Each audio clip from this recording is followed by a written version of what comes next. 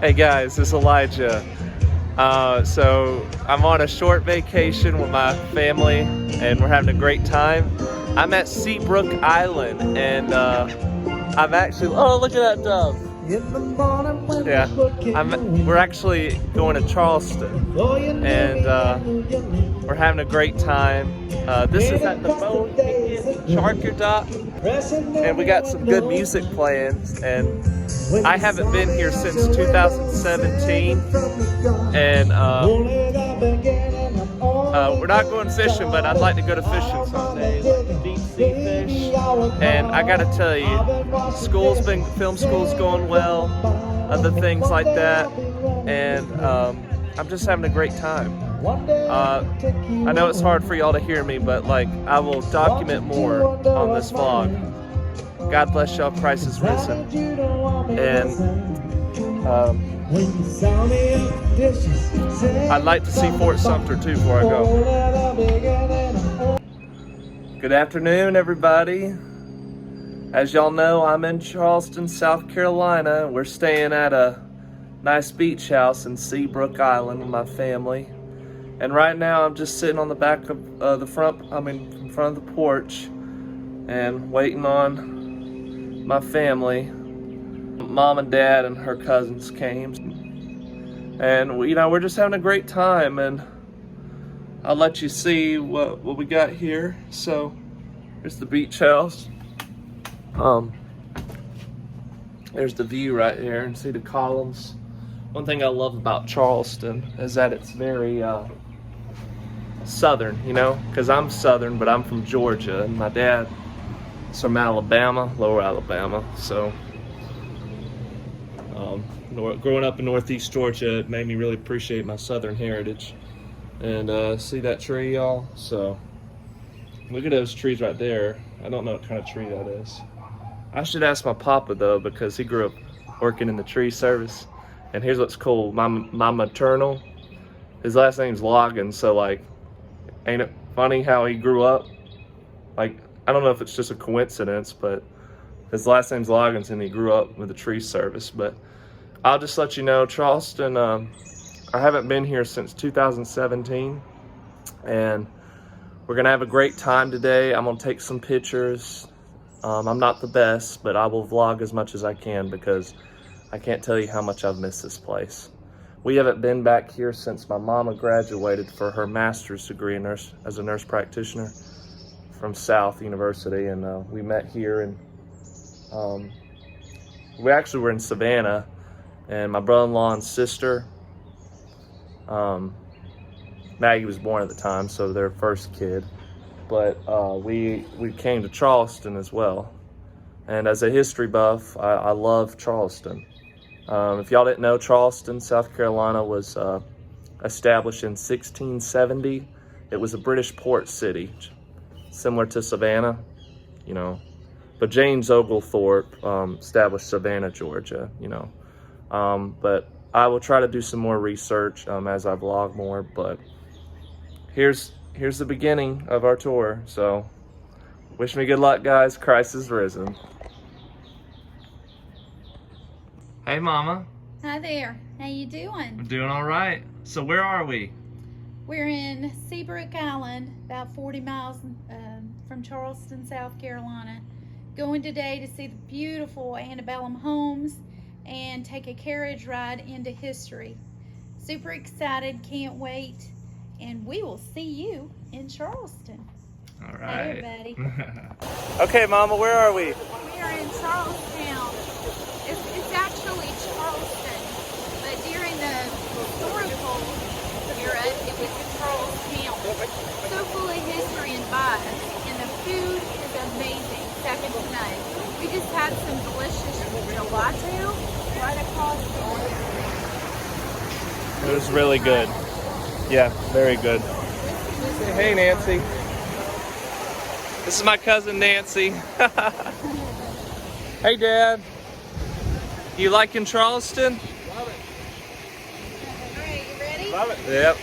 That's the pier over there, and the fountains are over there. So.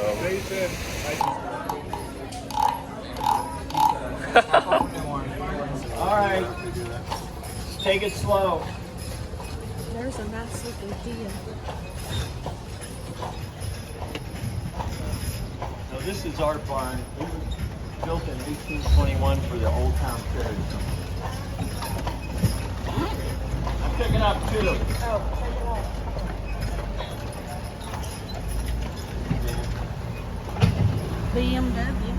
BMW. Yeah. Nancy. No idea which way she's going. Anyway, so Charleston was founded in 1670.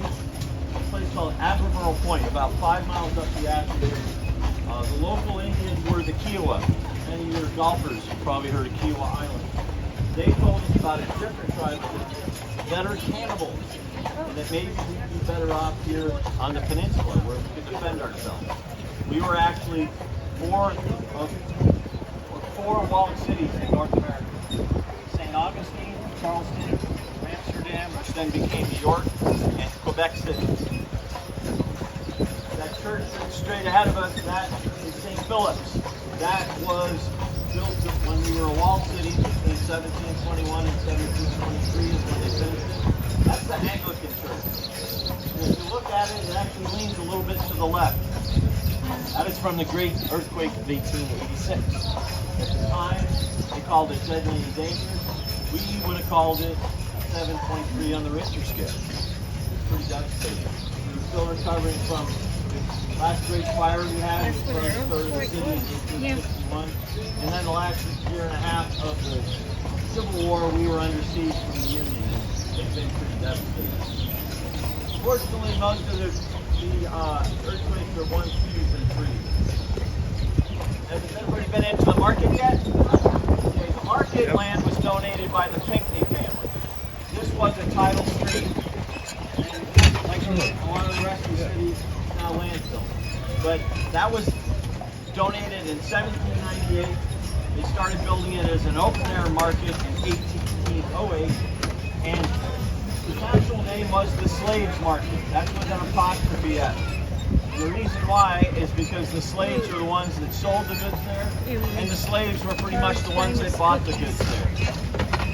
No slaves were ever sold. We had plenty of slaves built here. 40% of the slaves that came into North America came from Charleston. We're going to have to go in there.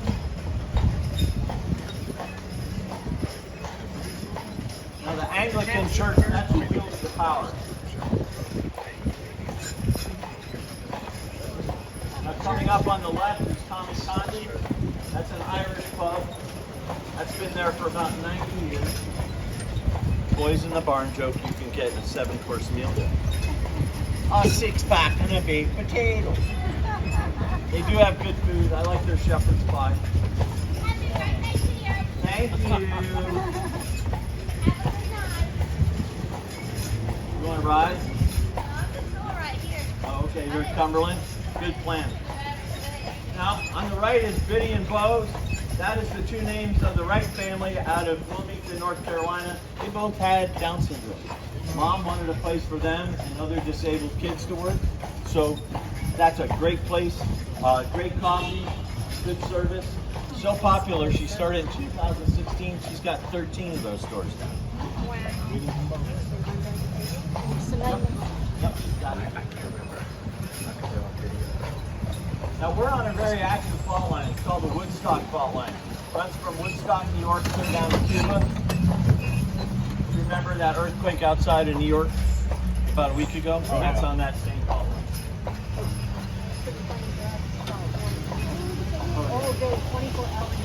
Oh, that was like, my cousin who lives in Columbia now, an hour north of here, she lived in the Bay Area. Like that was now, coming up on the left, that is the old powder magazine. That's where we stored our gunpowder when we were a walled city between 1700 and 1730. The walls are 3 foot thick. There's a ton of sand in the ceiling. The thought was that if it would explode, it would collapse on itself. There was another one on the far side of the peninsula near the old city jail and next to an army barracks. That one exploded and it killed 200 people.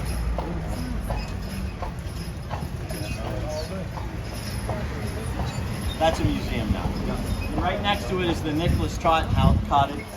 He was the judge at that time, and one of the issues he had to deal with was the pirates. The pirates were bad. The ships would load up in the wharves, they'd sail out of the harbor, and then the pirates would either pillage them or ransom them. Now, one of the locals, a gentleman by the name of Colonel William Rhett, in 1718, he hired 2 schooners and 100 sailors, and they went out and they collected 45 pirates to bring back for Judge Trott to try and sentence. Most of them were found guilty and they were sentenced to death. They were hung down in White Point Gardens that we'll go by. And then they would swing in the wind for a couple of weeks as return for the pirates. Now we're coming up onto Meeting Street. Meeting Street got its name because initially, if you didn't belong to St. Philip's, you couldn't have another church, and you could have a meeting house. You had to have at least 7 members, you had to take roll, and you had to collect a pew tax. So some things haven't changed. That's why I had to tell them how many passengers, because you guys were all taxed. So this is the Mills House. They just had their 170th anniversary last year. Robert E. Lee gave a famous speech up on that balcony. Now it was a rarity at the time. They had running water. And a great fire in 1861 hit, and staff actually wet bedding, hung it out the windows to help save the hotel from burning down. Later succumbed to termites and I had to rebuild. Where these folks are sitting, that is Hibernia Hall. That was built by the Irish for social events. It's very busy about a month ago.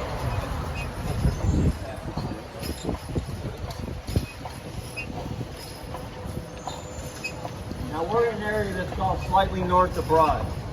So if you do that acronym, if you live here, you're a snob. The average price of a house if you're a snob is $1 million. We're going to cross over Broad Street. Then we will be south of Broad. Do that acronym. It's the only place I know where it's a compliment to be called an SOB. The average price of a house in an SOB is $3 million. It's all related to the location. If you're south of Broad, you're going to be within 5 blocks of the water in any direction. Ashley River on that side of the harbor, and Cooper River on the other side. Now this, what we're coming up to, is called the Four Corners of Law. This was the legislative building. It is now the courthouse. We've been doing a little repairs on the courthouse. Across the street from the courthouse is the post office, the federal building. And then the white church, that is St. Michael's. That is another Anglican church. That was built because they outgrew St. Philip's. That was built in 1761. George Washington came for an extended visit in 1791. He worshipped there in Pew 43. So every other president that's come since then that's worshipped there worships in Pew 43. And then this building that's the city office. From the Barbados. That's called the Charleston Single Home. If you look, that is called a privacy door. That does not open into the house. It opens into a piazza or a porch. Those would face south or west. This one at the back. Back the here. air off the river. Now this house is an exception. Normally there's very few windows. So I have the feeling these windows got added on later for their privacy of the people on the piazza, that they would be left on there. And the gas lanterns that you see, those were donated by the city.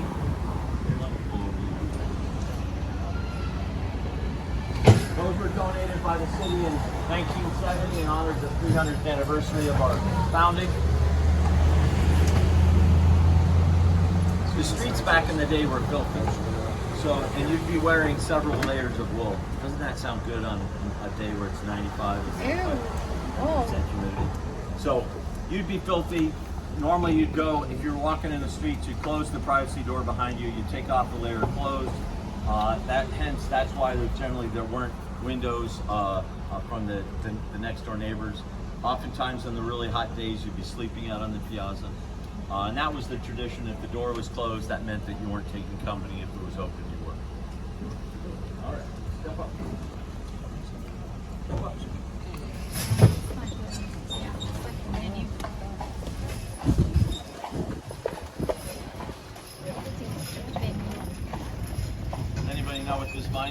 see a little flower left there, a little purple flower.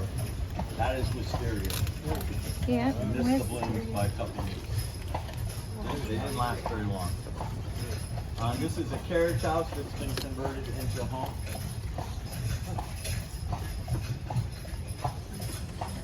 I'm going to be pulling in right where you guys are.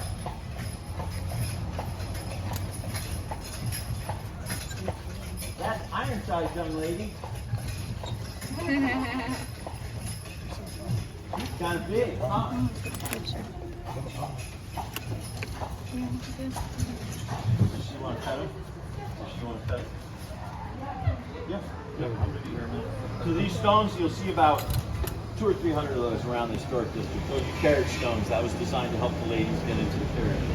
Now this home here, this is what's called the Charleston double home. This basically has two of those single homes side by side. So that door will go into a hallway that will go all the way to the back of the house. It was a single family home, but it's just architecturally it was called a Charleston double home. And traditionally a red door means that you paid off your mortgage. Now, we're about to cross Trad Street. That's T-R-A-D-D. That was the name of the first surname of the first child that was born here. This is the only street that bisects the peninsula. So as we cross over, if you don't have too much traffic, hopefully you should be able to see the Ashley River on the right and then the Cooper River on the left. All right, step.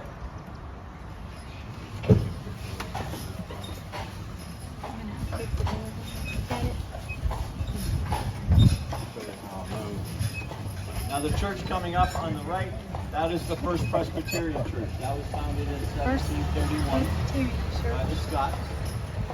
And in 1786, two of those members created the first golf carts on the far side of the peninsula.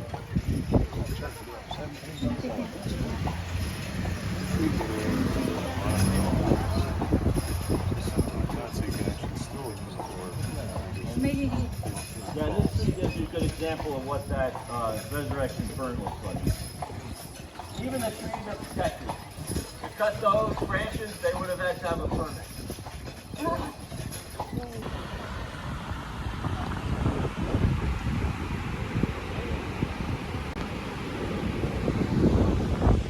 Hey guys, good evening. We are on Seabrook Islands Beach. I'm out here with my dad and my cousin. We're just having a great time. Look, you can already see the moon. Dad, isn't this beautiful? Say hey, Dad.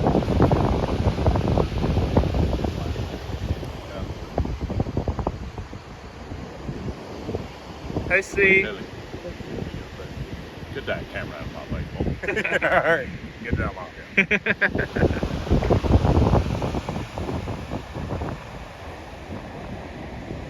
This is a beautiful beach. I'm gonna get closer for y'all, so just give me a second.